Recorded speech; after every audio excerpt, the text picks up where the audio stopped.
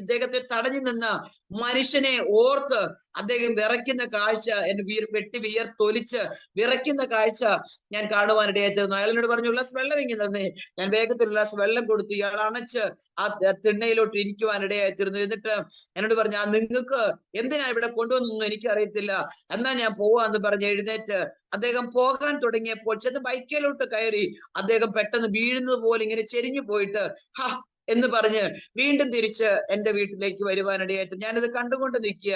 അപ്പൊ ഞാൻ വീണ്ടും അദ്ദേഹത്തോട് ചോദിച്ചു, എന്നെ തിരിച്ചു വന്ന എന്താന്ന് ചോദിച്ചപ്പോഴത്തേക്ക് പറഞ്ഞു, ആ മനുഷ്യൻ ഇവിടുന്ന് വണ്ടി എടുക്കാൻ സമ്മതിക്കുന്നില്ല. നിങ്ങളുടെ മക്കൾ എന്ത് ചെയ്യും, നിങ്ങളുടെ വീട്ടിൽ ആരൊക്കെയുണ്ട്, നിങ്ങൾ എനിക്കുള്ള കട്ടൻ ചായ ഇട്ട് തരാമോ എന്നൊക്കെ ചോദിച്ചപ്പോ ഞാൻ പറഞ്ഞു, കട്ടൻ ചായ തരാം, പക്ഷെ ഇടാൻ പഞ്ചസാരയില്ല എന്ന് പറഞ്ഞപ്പോഴേക്ക് അദ്ദേഹം എന്നോട് പറഞ്ഞു, എന്നാ നിങ്ങൾക്ക് പഞ്ചാരയില്ലെന്ന് കണ്ടോണ്ടായിരിക്കും അയാൾ എന്നെ ഇങ്ങോട്ട് വലിച്ചു കയറ്റിയേ. നിങ്ങളുടെ ആരാണ്ടോ ഒരു മനുഷ്യനാ, എനിക്ക് മനസ്സിലായി.